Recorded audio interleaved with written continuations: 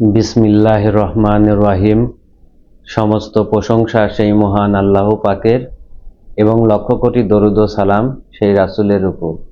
বিশ্বের সকল মানব জাতিকে আমার আন্তরিক সালাম। আসসালামু আলাইকুম রহমাতুল্লাহি বরকাতুহু। আজকের আলোচনা, এই মানব দেহে এমন একটি পার্টস লাগিয়েছেন আমার মুর্শিদ পাক, যে পার্টস এই মানব জাতি যদি ধারণ করে তাহলে সে হবে চিরঞ্জীবী, তার আর কোনোদিন মৃত্যু হবে না। আজকে সেই আলোচনাই করছি। আমি আদম নূরের হেদায়েতি সন্তান, নফসের জাতে আদম, নূরের জাতে আদম। প্রিয় বিশ্ববাসী, আমরা যে ধর্ম মানি, ধর্ম মানার মূল উদ্দেশ্য কি? নিশ্চয়ই ধর্ম মেনে পরবর্তী জীবনে যাব, আর সেই জীবনটা হবে অনন্তকালের জীবন, যে জীবনের শুরু আছে কিন্তু শেষ নেই। আমরা যখন এই পৃথিবীতে মানব জন্ম পাই, তখন আমরা নির্দিষ্ট কোনো জীবনের উপর মালিকানা সত্ত্ব নিয়ে এই পৃথিবীতে মানব জন্ম পাই না। আমরা মানব জন্ম পাই ভিত্তিহীনভাবে। এখানে আমরা দেখতে মানুষ, কিন্তু জাতগত কেউ মানুষ নয়। এদের কোনো আত্মপরিচয় করে এই মানব জীবনে আনা হয় না। এদের কোনো আত্মারই মালিকানা সত্ত্ব নেই। ঠিক এখান থেকেই ধর্ম মানার ভিতর দিয়ে যে মানুষটা নির্দিষ্ট একটি আত্মাকে বা জীবনকে অর্জন করবে, সেই ব্যক্তি সেই জীবনের চিরস্থায়ী মালিকানা অর্জন করবে। এরই ভিতরে অনন্তকাল কেটে গেছে। এই মানব জীবনের ভিতর দিয়ে অনেক নবী রাসূল অতিবাহিত হয়ে গেছে, পৃথিবীতে অনেক ধর্ম অতিবাহিত হয়ে গেছে। এটা দ্বীনি যুগ। এই দ্বীনি যুগে এসে আমার মুর্শিদ পাক আদম নূরি, তিনি এই মানুষকে স্বীয় ধর্ম দান করেছেন।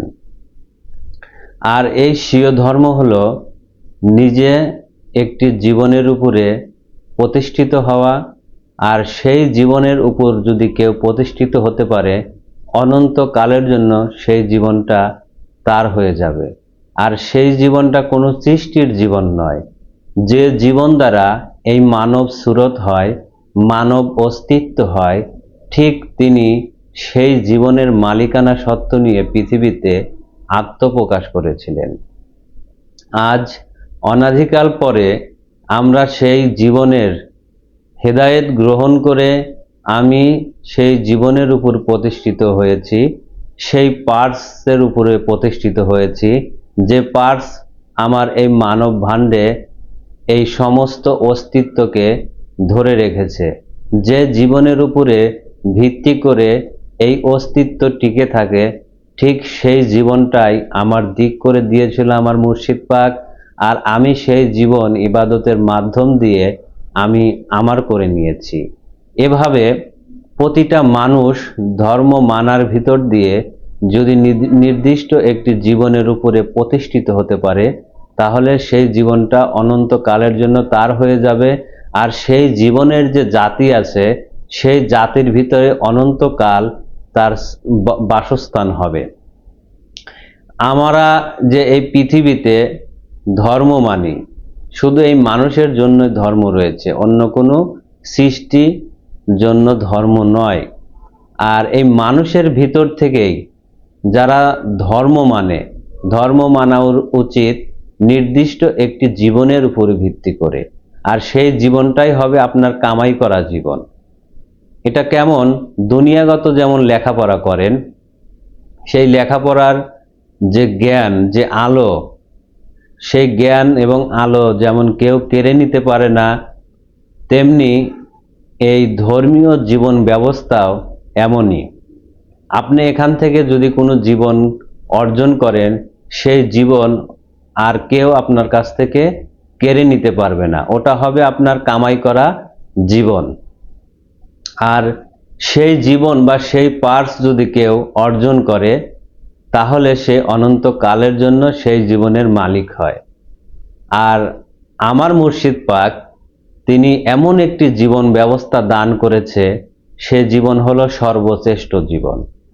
আপনারা পৃথিবীতে যত সৃষ্টি দেখেন, এই সৃষ্টিগুলোর ভিতরে সবচেয়ে উচ্চ মানের সৃষ্টি হলো এই মানব সৃষ্টি। আর এই মানব সৃষ্টি হয় মানব আত্মা থেকেই। আর এই মানব আত্মার জন্যেই এই মানব দেহ টিকে থাকে। এই আত্মা মাতৃগর্ভে যখন যায়, তখন এই মানব অস্তিত্ব ভাণ্ড গঠন হয়।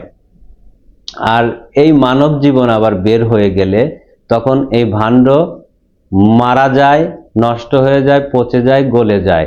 তখন আর এই ভাণ্ডের কোনো দাম থাকে না। তাহলে সেই জীবনটা যদি কেউ ধরতে পারে, তাহলে অনন্তকালের জন্য এই ভাণ্ড এবং সেই জীবনটা তার হয়ে যাবে। তার আর কোনোদিনও মৃত্যু হবে না। আর আমরা যে উপরের যে ভাণ্ড, এই ভাণ্ডর কিন্তু মৃত্যু হয়, কারণ এটা প্রকৃতিভাবে। এই ভাণ্ডর ভিতরে আরেকটি ভাণ্ড আছে।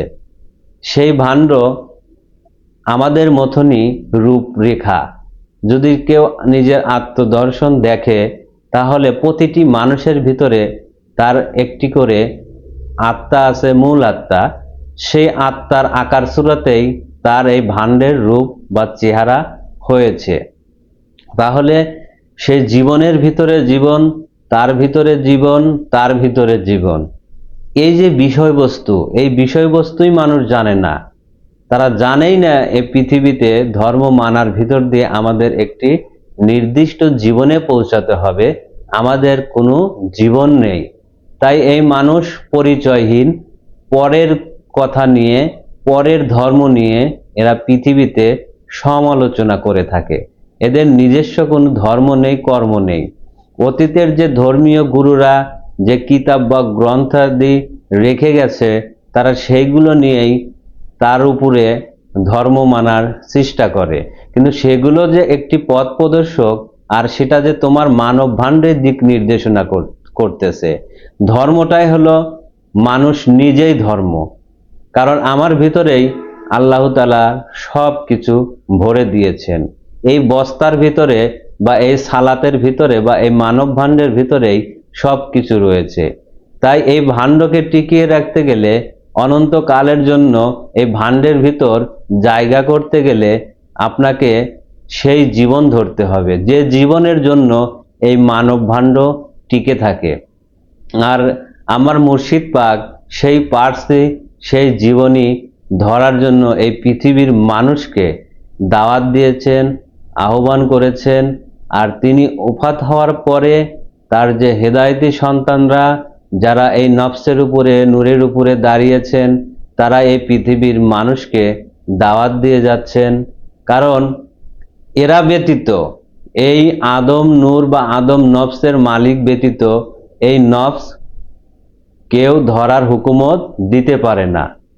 কারণ একজন ইংলিশ টিচারের কাছে গেলে সে জানে কিভাবে ইংলিশ শিখাতে হয়।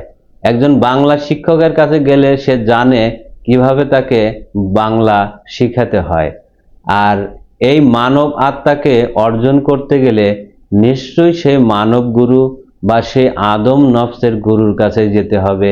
তাহার পারমিশন ছাড়া, তাহার ইজাজত ছাড়া কোনো পীরের, কোনো অলি, গাউস, কুতুব যে নামে ধরুক না কেন, কারো ক্ষমতা নেই, কারো সাধ্য নেই ওই জীবনের মালিকানা সত্ত্ব অর্জন করে আরেকজনকে সেই জায়গায় বা সেই জাতের হেদায়েত দেয়।